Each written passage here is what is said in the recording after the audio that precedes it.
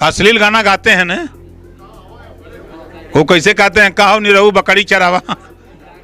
चुनाव के बाद वह करी हैं, वही गई हैं। चुनाव के बाद निरहू बकरी चरई हैं, ई कहनाम बा भारतीय सुहेलदेव समाज पार्टी के राष्ट्रीय अध्यक्ष ओम प्रकाश राजभर के। ओम प्रकाश राजभर कहता मैं चुनाव बीती जाए जा देखिए जा निरहू खुदे बकरी चरही हैं। एगो गाना के ऊपर इट्टी बोली मरले बाने दिनेश लाल यादव निरहुआ जे आजमगढ़ से उपचुनाव में भाजपा के प्रत्याशी बाने। वहीं बता दी कि ओम प्रकाश राजभर आजमगढ़ पहुंचल रहने धर्मेंद्र यादव के प्रचार करे खातिर। वहीं जब मीडिया से बातचीत भइल तो वहीं जैसे कि आप सब जानतनी कि ओम प्रकाश राजभर अपने बोली तुक्का वाला बोली के खातिर बड़ा माहिर हमें, कब का बोल दी हैं इनके खुद नहीं पता रहेला। लेकिन ये कहता ना कि चुनाव के बाद निरहू बकरी चनई है। धर्मेंद्र यादव खातिर प्रचार करे गई है और निरहू पर निशाना साधती हो कहने कि अहिर रेजिमेंट के बात करतन है तो राजभर रेजिमेंट के भी बात करें।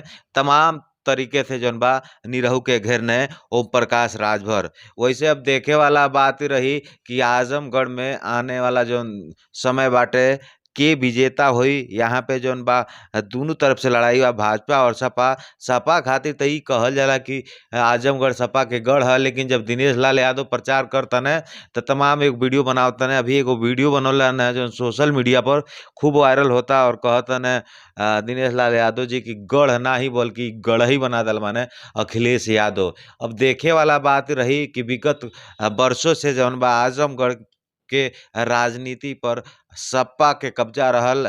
विधानसभा चुनाव के विवाद करी तो तमाम प्रत्याशी जौन बाने सपे के जौन बा विधायक बन के आयल बने। अब देखे वाला बात रही ये उपचुनाव में पब्लिक का करी दी के आपन नेता चुनी। अभी रेजिमेंट की बात आपने शुरू किया तो क्या पत्रकार आयोग की बात क्यों नहीं करते निरहू?